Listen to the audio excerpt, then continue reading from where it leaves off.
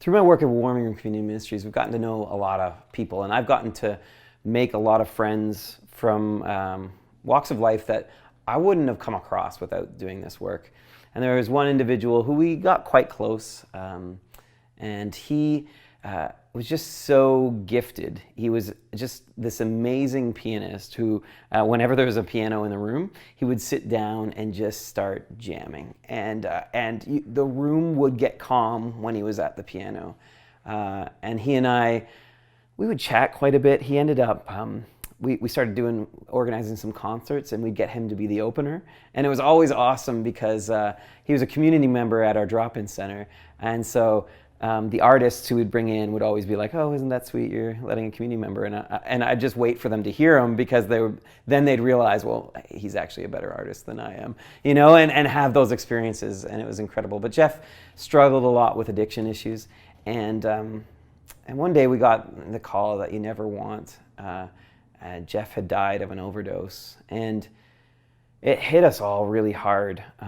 Also because, as what happens so often, he had been trying lately really not to use, and then his resistance got low, and then he just weak moment used again, and that was it. And it was hard because people saw him as a junkie.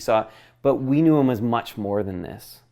And it felt so pointless. Like, why did he have to die? And because it was pointless. Like, this overdose crisis is ridiculous, and people are dying, and it's pointless. But we did a memorial service for Jeff, and the room started filling up with people, and people just began sharing stories about Jeff. One particular story that was shared was this man got up. He was obviously so uncomfortable, and public speaking was not what he wanted to be doing. And so he just made eye contact with the ceiling the whole time. That's not eye contact, ceiling contact. He just made contact with the ceiling the whole time. And he's staring up, and he starts telling this story about how when he got out of jail, he just felt so bad about himself. And he moved back in with his mom, and he felt guilty of all that he'd put his mom through, and it was really, really hard on him. And it got to his mom's birthday, and he had absolutely nothing to give his mom, and he felt horrible because he'd put her through so much. And when he told Jeff this, and Jeff's like, "Hey, she's got that old piano, doesn't she?" And he goes, "Yeah." He's like, "I'll come over." And he has no idea what's going to happen. Anyway, they go over to his house. They sit down, and Jeff says, "This is from your son."